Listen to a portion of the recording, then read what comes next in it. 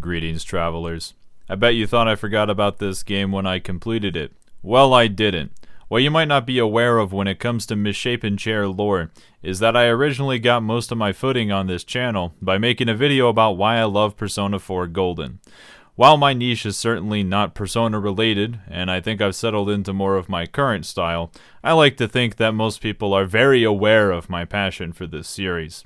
With all that being said, Persona 3 is a game.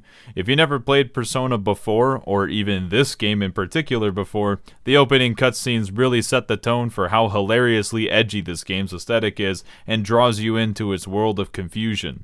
The main character is just walking through a whole city filled with blood and coffins, talking to some weird dude at a desk, and just accepts all of this and moves on with his day. Yeah, it's probably best to not acknowledge everything crazy that's happening and move on with your life. This game marks Persona's shift from a more standard dungeon-crawling JRPG to the JRPG visual novel dating sim hybrid that we all know today. As a result, it has some big differences from the previous titles, and also displays much of the modern games in its infancy, before they were completely comfortable with how to blend everything together.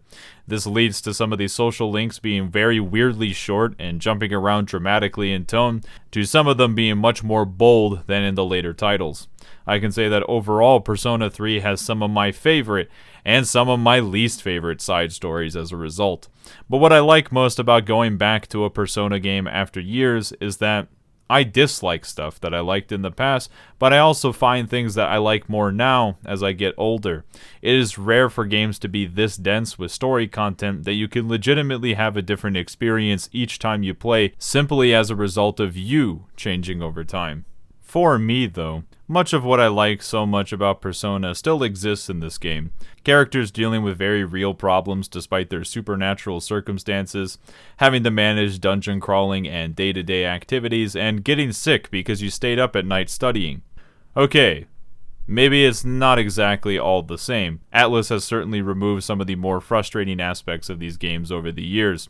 That's why when I streamed this game, I was using save states to bypass wasting time thanks to the game being a complete jerk with instant death skills and having bad rolls on simple activities. And also your party members only having free will, so they keep wasting their turns on dumb shit and ruin all your fights.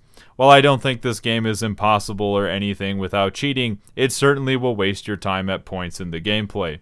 This has not aged super well. Now, if you do play Persona 3 Portable, you can control your party members and even play the game as the female protagonist, which gives you different social links from the original game and is still overall a very solid experience. Depending on who you ask, it might be the best way to play the game. Although Persona 3 FES's knockdown mechanics allow for some cheesy strategies that you can't do otherwise, so I think it can still be fun. I'm not here to talk in too much detail about these two titles, I am just focusing on FES since it is the game that I played on stream. But I will at least say that Persona 3 Portable exists, and the answer does not. This game's plot doesn't really have a solid overarching piece that holds it all together, not like the murders of Persona 4 or the group goal of Persona 5. It's more about a series of somewhat random events and settings that eventually lead to a goal, where a group of high school students get in way over their heads trying to make sense of the supernatural and inadvertently become the last piece of the puzzle to bring about the end of the world. And then, after being told that they cannot prevent the fall season, they decide to fight to the very end because they would rather die trying to save the world than forget everything and die peacefully. Each of the character has their own motivations to fight to the end because all of their arcs are tied into the main story, allowing to see that character growth and have it tie into the overall plot to make it more rewarding. The bad ending is pretty funny to see how undoing every single character's development sucks so much, and that it's not as peaceful as ya boy Ryoji makes it out to be. And all of this, plus the final arc when the music changes, the people around you start to get crazier as you make your final preparations for the last battle, all the way through to the cheesy final lines at the end of the game are the best parts of Persona 3 for me. And it's thanks to the slow and unfocused beginning that the end stands out so much for being great. And I think this holds up very well to this day. Here's the thing though. Persona 3 is not my favorite Persona game. The Persona fanbase, much like all fanbases, have some habits that grind my testicles up into a pile of mush. I will focus on one thing, and it is the relentless need for people to feel validated about their opinions, and instead of just saying, I like Persona 3, it's always, I like Persona 3 more than Persona, insert number here. Oh my god, it was so much better. It is cool that you like Persona 3 or 4 or whatever game, but you don't have to constantly put down all the other titles just because you like this one better. This isn't unique to just the Persona fanbase. I like Persona 3, 4, and 5, each for different reasons. Each game has its strengths and its weaknesses. Persona 3 FES is the game that got me into the franchise, and I used to be like some of you.